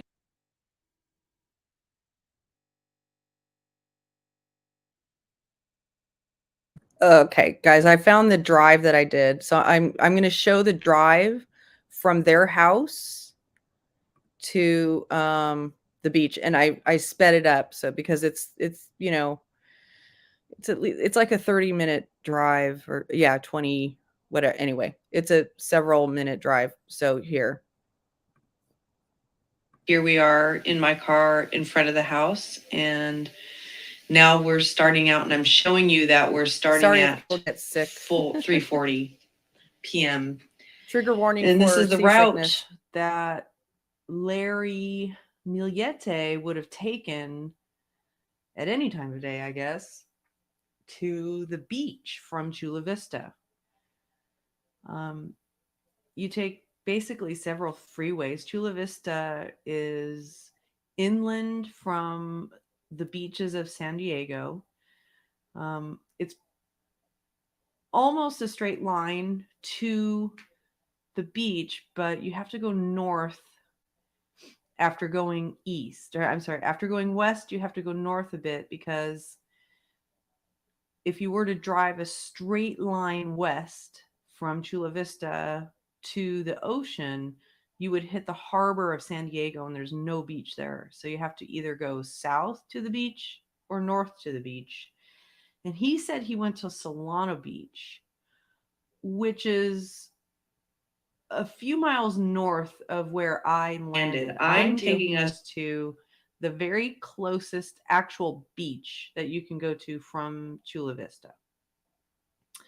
And as you can see there, I'm having to change a lot of lanes, and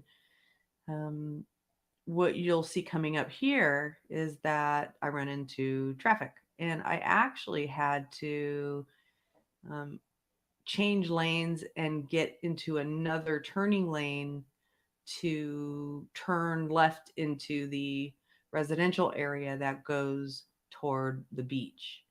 And I wouldn't have had to do that at 6:15 a.m. I wouldn't have had to barely change lanes or brake. And this signal wouldn't have taken very long. And I was driving very slowly at this point. And at this point, I'm going to start talking on my actual camera. Well, this is the closest beach to Chula Vista. This is the one, the closest that a dad would have taken his kid. In 1/10 of a mile, turn left onto Dixie Drive. One thing to note right here is that I arrived at approximately 4:16 p.m. and I left at 3:40 p.m. This is Pacific Beach. This is the first real beach you can get to from Chula Vista, where, you know, a parent would want to take a child and they're going to the beach in the morning. In January? Okay. Anyway, this is it, but so that was what was so weird to me. So he claimed that and remember, this was let's see, what day was this? Yeah, it was a weekday. It was a Friday morning. All right.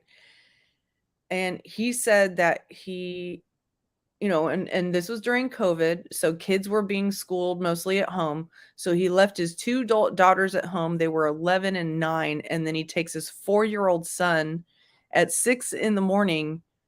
to the beach in January. Now, yeah, we have great weather in California, but it's not that great. It's not that great, especially at 6 o'clock in the morning in January. I can tell you, I've lived in California all my live long life. So none of this ever made sense to me. He's obviously a lying liar who lies. So let me get back to my other video where I was showing, I'm going to get to the part on my other video where I talk about the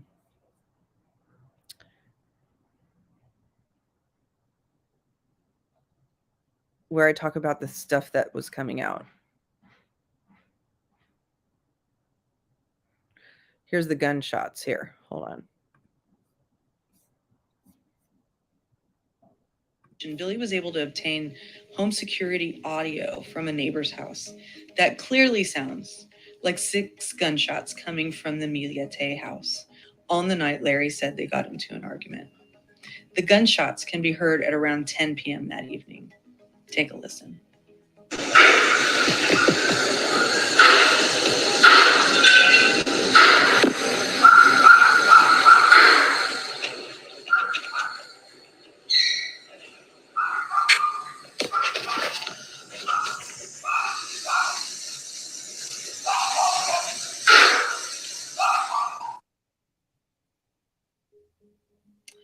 He was also able to obtain video that shows Larry backing his car into the garage at around 10:30 in the morning, and his aunt's car speeding up to the house and parking in front at around the same time.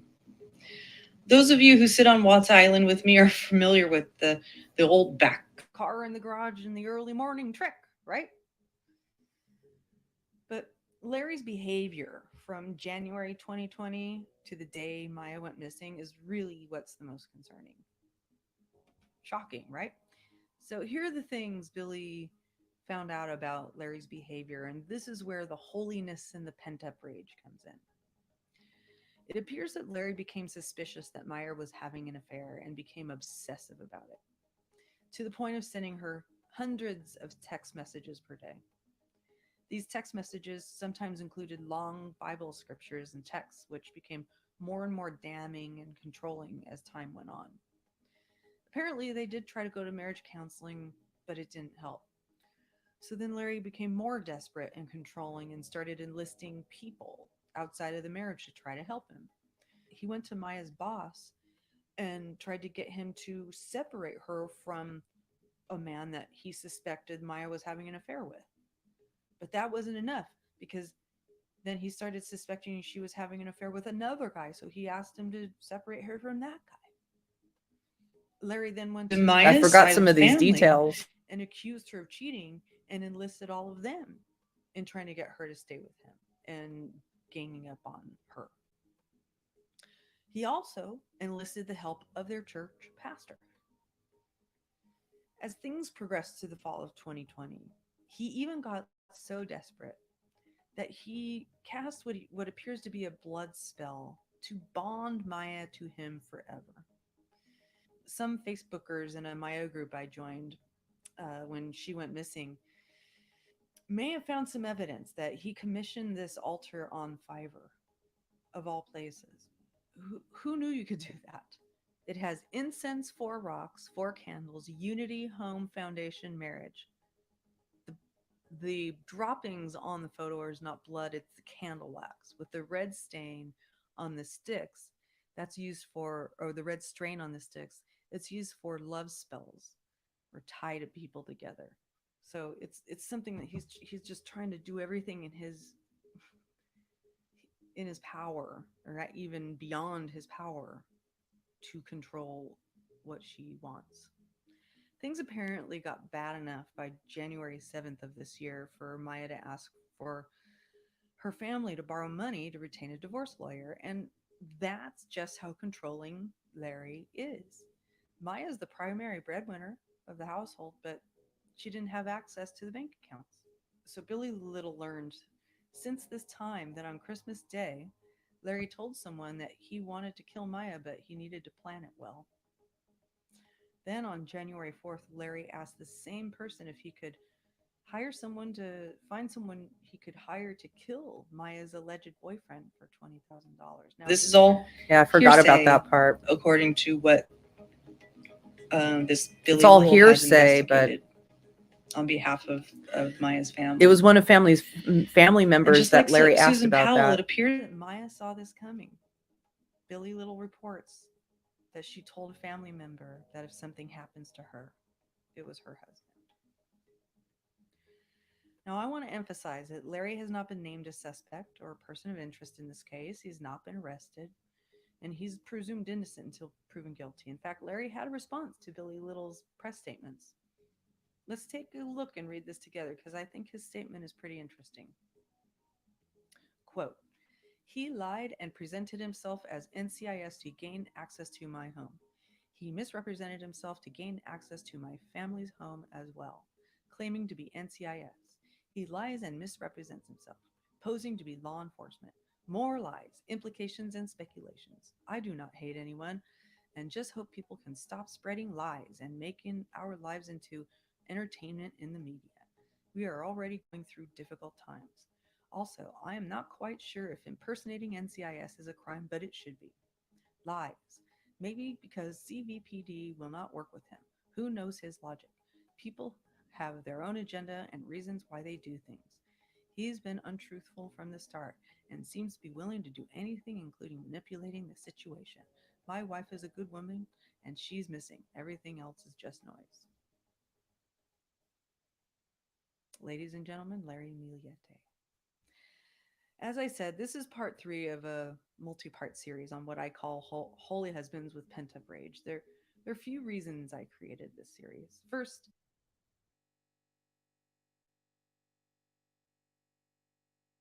remain anonymous. Thank you for watching.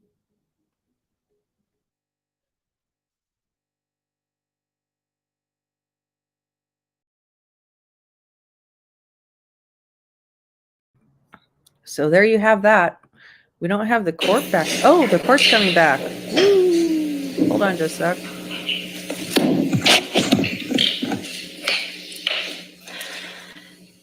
Ms. Heard, you just testified that this case has been very hard for you. Oh. So let's talk about that and why. No, that's not it. that was Amber Heard coming up. Of course, Amber Heard's going to come up as soon as okay. I've got Amber Heard definitely in my whatchamacallit algorithm. So here's the actual court feed. They haven't come back yet. Feels like it's been longer than 15 minutes, right? Has it been longer than 15 minutes since they said they were going to take the break? I wonder if they decided they were going to take lunch or something. Wait, did I stop it? Is it going and I've just been...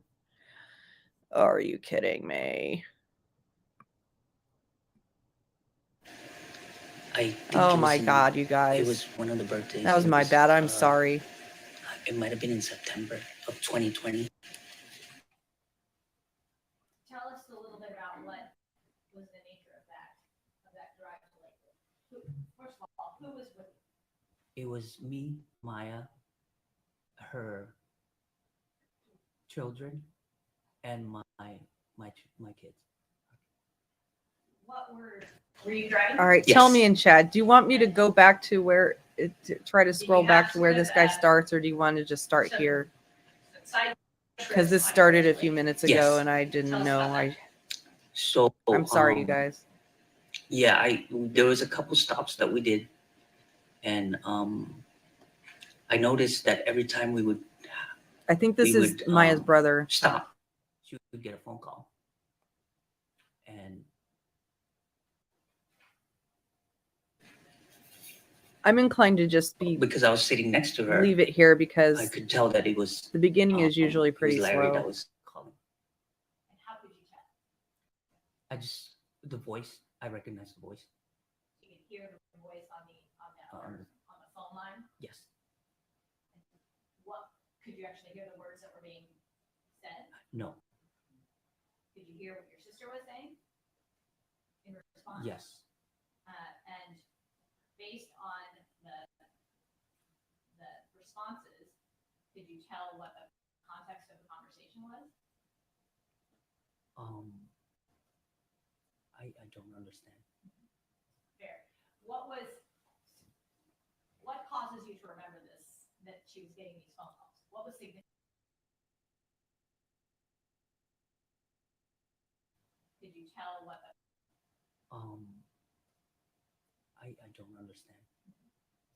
It's not even letting me go back. Sorry. What causes you to remember this, that she was getting these phone calls? What was significant to you about the fact she was getting these phone calls?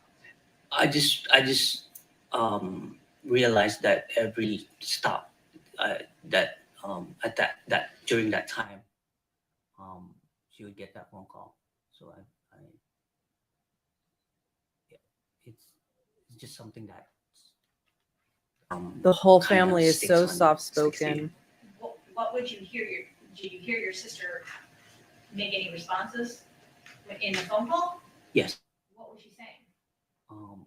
Like one stop we had, she just said, "Oh, JR picked up something," and then the next would be, "Oh, we stopped by for food." Okay, so this In is and her out. brother JR, Mhm. and this is the So when first you would stop, sibling let that me ask started you this, questioning was where she calling was. along the drive?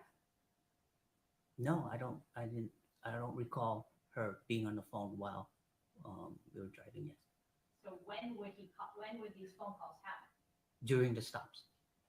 Who was driving? I was, Your Honor. And so you would stop. How many stops were there? I remember three. There were 3 stops. And each time would your sister get a phone call? Yes, And each time was the kind of nature of the phone call the same? yes, Where she was explaining where she was? yes. Did you hear your sister's tone of voice when she was on the phone? Yes. And how did it sound? It was. I mean, I couldn't tell if it was. I say it was normal, or like a little on the soft tone. Soft, like she was trying to not have you hear? Right.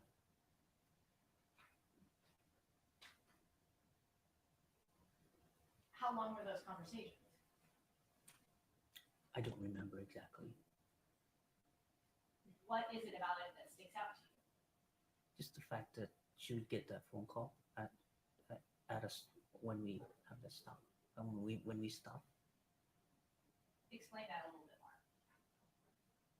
When you say she'd get that phone call, what do you mean by that? It's just unusual. I mean, I guess What's unusual? to get that phone call while stop. It's almost like she was being tracked in a way. Why do you say that?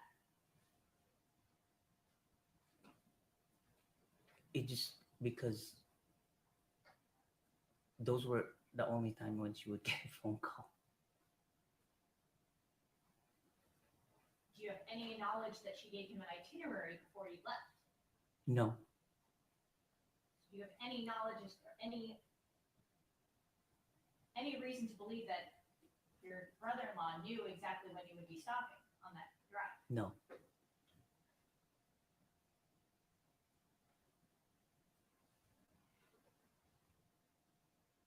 When you would have conversations with your brother-in-law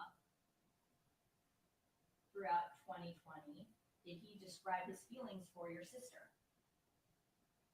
and their relationship? Yes. And what did he say to you about his feelings for the relationship? Objection, call from.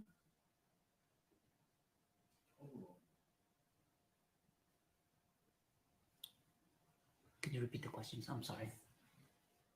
Throughout 2020, when you would speak to your brother-in-law, the defendant, what would he say to you about his feelings about his relationship with your sister? That he doesn't want to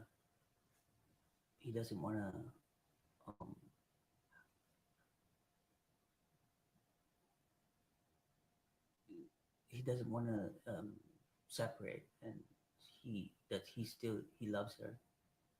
He, Did he ever express concern that your sister was going to leave him? yes, How many times? multiple times. When you say multiple times, what do you mean by that?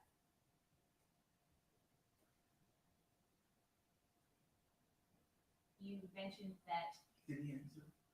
he sort of shook his head. Well, I need a verbal Yes, response. go ahead. I'm sorry. Did you have a response to that? When you say multiple times, what do you mean by that?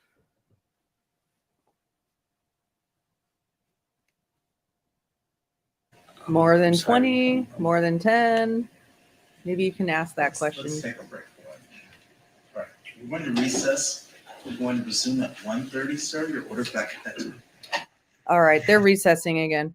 So I'm going to stop this here while they're recessing. I'm not sure if I'll pick this back up. I was most interested in the Maricris testimony. Let me know in the chat if you'd be interested in me picking it back up at 1:30. But you know, I'm interested. I'll definitely be watching, but let me know. Excuse me, in the chat if you're interested in me live streaming it.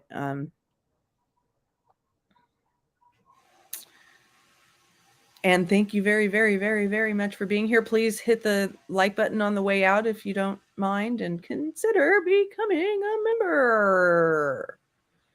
Thank you very much. Talk to you later.